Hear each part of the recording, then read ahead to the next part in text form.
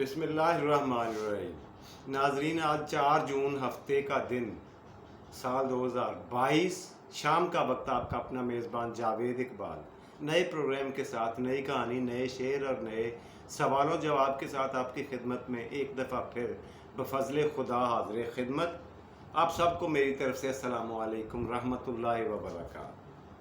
جی، آج کی کہانی جو میں آپ کی خدمت میں پیش کرنے جا رہا ہوں وہ کچھ اس طرح سے ہے کہ یہ میں نے آپ کو بتایا تھا کسی پروگرام میں کہ پرانے وقتوں میں اسلامی ممالک میں، لوگوں میں، اسلام میں یہ رواج تھا اور شرعی طور پر جائز تھا کہ آپ کسی بھی شخص کی خرید و فروخت کر سکتے تھے۔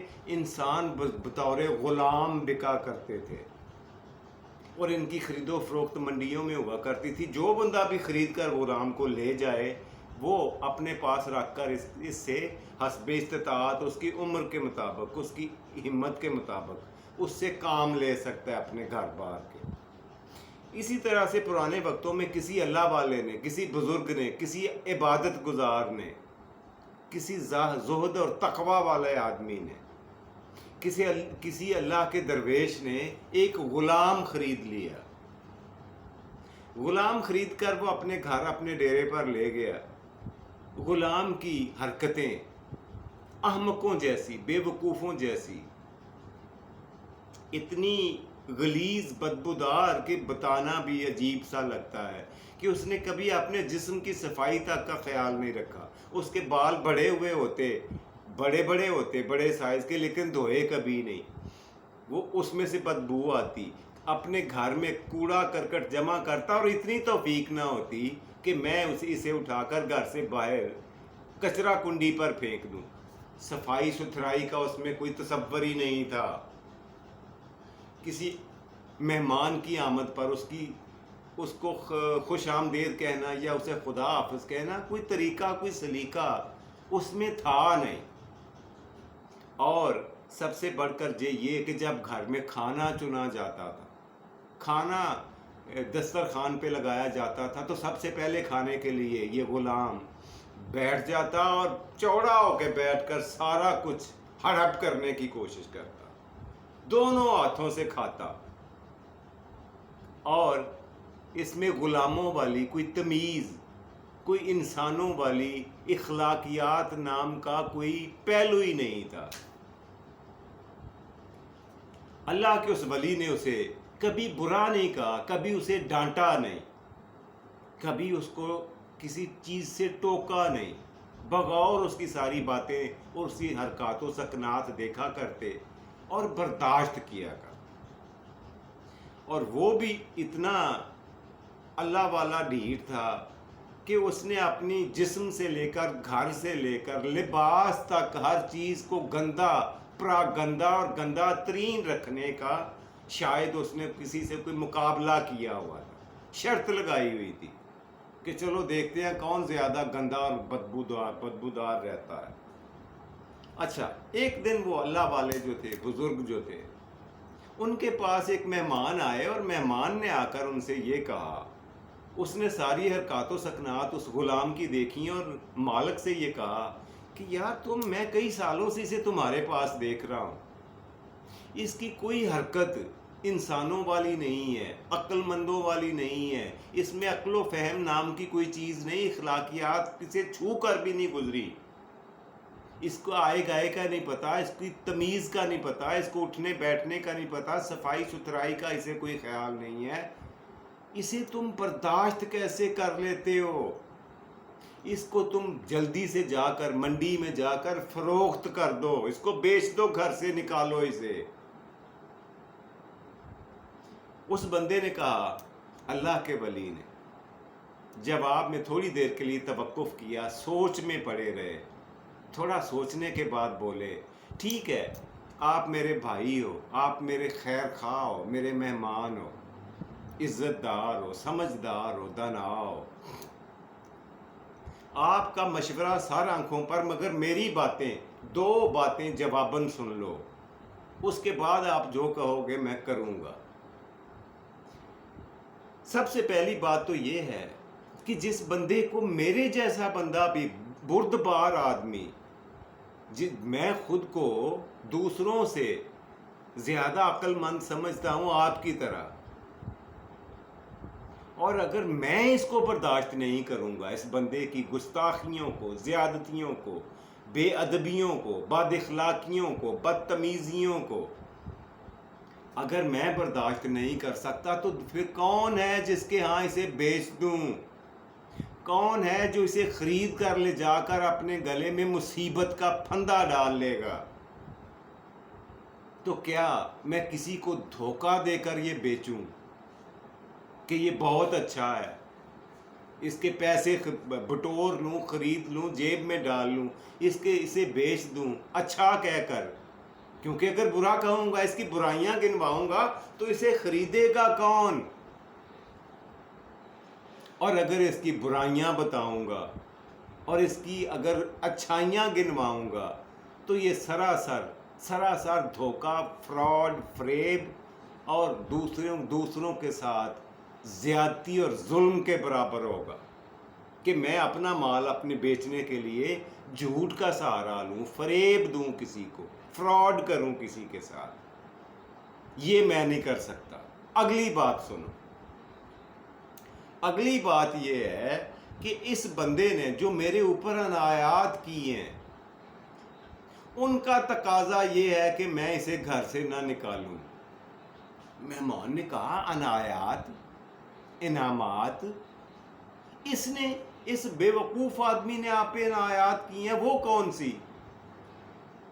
اللہ والے نے کہا سنو، بات یہ ہے کہ میں نے اس کی بری عادتوں کو دیکھ کر، اس کے رویے کو دیکھ کر، اس کے چال چلن کو دیکھ کر اپنی عادات کو بہتر کیا ہے، اپنے اندر اس خامیوں کو دور کیا ہے جو مجھے اس میں نظر آئی ہیں، مجھے خود میں دکھائی نہیں دیتی تھی۔ میں نے وہ کام، وہ غلط کام، وہ برے کام اسے کرتے دیکھا تو مجھے خیال آیا کہ یہ کام تو میں بھی کرتا ہوں، سو میں نے وہ کام چھوڑ دیے اور آپ کے جیسے لوگوں کے بیچ میں بیٹھنے کے قابل ہو گیا۔ اور تیسری اور آخری بات یہ ہے کہ اس نے میرے اندر، اس کے رویے نے، اس کے چال چلن نے، اس کے کریکٹر نے، اس کی روزمرہ زندگی نے میرے شخصیت میں، میرے دل و دماغ میں، میرے مزاج میں ایسی برداشت کا ایک بہترین نمونہ بنا دیا ہے، ایک برداشت کا ایک مادہ پیدا کر دیا ہے میرے اندر کہ میں اس کی بے وقوفیاں، بد مزاجیاں، بد اخلاقیاں، بدتمیزیاں برداشت کرنے کے بعد اتنا پختہ ہو گیا ہوں اندر سے، اتنا سالڈ ہو گیا ہوں کہ اب مجھے لوگوں کی چھوٹی موٹی بدتمیزیاں، گستاخیاں اور بد مزاجیاں مجھے بری نہیں لگتی ہیں، آسانی سے برداشت کر لیتا ہوں۔ یہ برداشت کا یہ مادہ میرے اندر اس بندے کی وجہ سے پیدا ہوا ہے، اس سے پہلے نہیں تھا۔ میں چھوٹی چھوٹی بدتمیزی، بد مزاجی پہ بول پڑا کرتا تھا، بڑے بڑے لیکچر دیا کرتا تھا، لیکن جب سے میں نے اس کو جھیلا ہے، اس کو برداشت کیا ہے، اتنا پختہ ہو گیا ہوں، اتنا عادی ہو گیا ہوں کہ اب میں، اول تو مجھے کسی کی بات پہ غصہ نہیں آتا، اور اگر آ جائے تو میں اس کا اظہار نہیں کرتا، رد عمل نہیں دیتا۔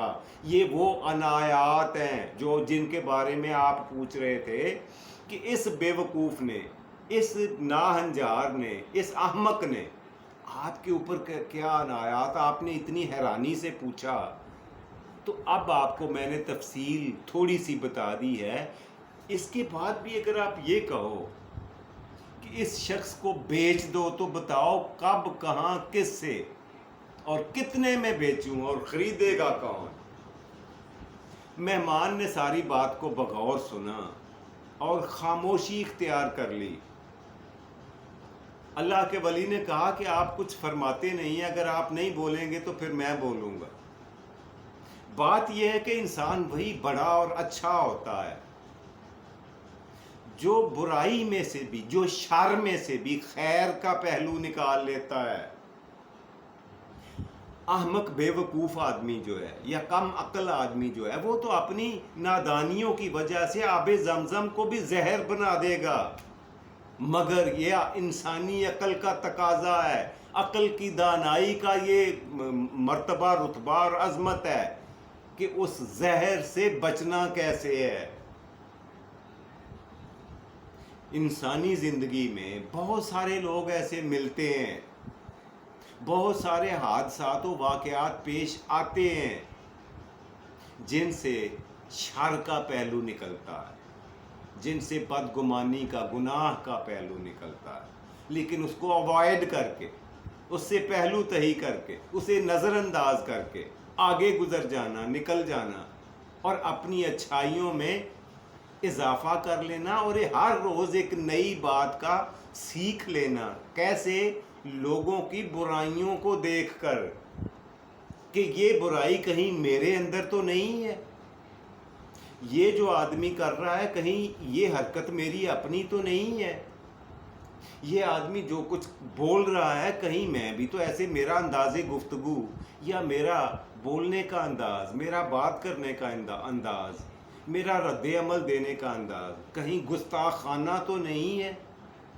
ارے 101 بات میں نے اس نادان سے سیکھی ہے.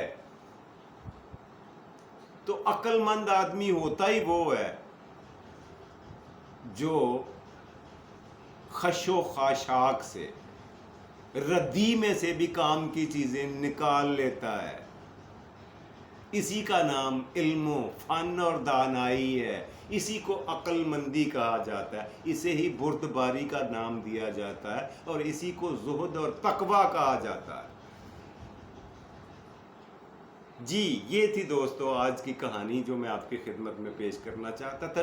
ٹوٹے پھوٹے، میں پھر عرض کر دوں کہ ٹوٹے پھوٹے الفاظ میں چھوٹی موٹی بات کہنے کے لیے میں چھوٹی موٹی کہانی آپ کی خدمت میں پیش کر دیتا ہوں. اگر آپ کو اچھی لگ جائے تو آپ کی بندہ پروری ہے، آپ کی مہربانی ہے، ورنہ مجھ میں تو ایسی کوئی بات نہیں. جی آج کے پروگرام کا دوسرا اور مزیدار سیگمنٹ، آج کا سوال. پچھلے پروگرام میں نے آپ سے یہ پوچھا تھا کہ یہ بتائیے کہ دنیا میں، آل اوور دا ورلڈ، پوری دنیا میں مجموعی طور پر کون سی ایسی چیز ہے جس کی بکری سب سے زیادہ ہے، سیل سب سے زیادہ ہے؟ آپ سن کر حیران ہوں گے کہ وہ چیز ہے سگریٹ. سگریٹ کی سیل دنیا میں، خرید و فروخت سب سے زیادہ ہے. جی آج کا سوال نوٹ فرما لیں. آج کا سوال یہ ہے کہ مجھے آپ یہ بتا دیں کہ دنیا میں سب سے پہلا حمام اللہ کے ایک نبی نے بنایا تھا، اللہ کے بڑے پیارے نبی نے بنایا تھا، اللہ کے بڑے برگزیدہ اور پسندیدہ نبی نے بنایا تھا. آپ نے اس شخصیت کا، اس نبی کا نام بتانا ہے کہ سب سے پہلے حمام کس نے بنایا دنیا. جی پروگرام کا تیسرا، آخری اور مزیدار سیگمنٹ، آج کا شعر آپ کی خدمت میں پیش کرنا ہے. اور جو آج کا شعر میں آپ کے لیے چن کر لایا ہوں، منتخب کر کے لایا ہوں، امید ہے آپ روزانہ کی طرح اسے بھی پسند فرمائیں گے. آج کا شعر کچھ اس طرح سے ہے کہ کب تک کسی کی یاد میں روئیں گے بیٹھ کر، کب تک کسی کی یاد میں بیٹھ کے روئیں گے. نہیں تھوڑی بے ترتیبی ہو گئی. کب تک کسی کی یاد میں روئیں گے بیٹھ کر، ہم خود کو کئی بار یہ سمجھا کے رو پڑے. یہ تھا جی آج کا پروگرام، اس پروگرام کا آخری سیگمنٹ، اور اس کے ساتھ ہی آج کے پروگرام کا ختم کرتے ہیں. اللہ سبحانہ و تعالیٰ سے دعا ہے کہ اللہ آپ کو آسانیاں عطا فرمائیں اور آسانیاں تقسیم کرنے کی بھی توفیق دیں. اپنا اور اپنے پیاروں کا ڈھیر سارا خیال رکھا کریں یار. خوش رہیں، خوش رکھیں، خوشیاں بانٹیں اور خوشیاں تقسیم کیا کریں. اور آپ کے فیڈ بیک کا مجھے ہمیشہ کی طرح انتظار رہتا ہے. اپنے اچھے فیڈ بیک سے کمنٹس میں آگاہ کرتے رہا کریں. اللہ راکھا اور پاکستان زندہ باد.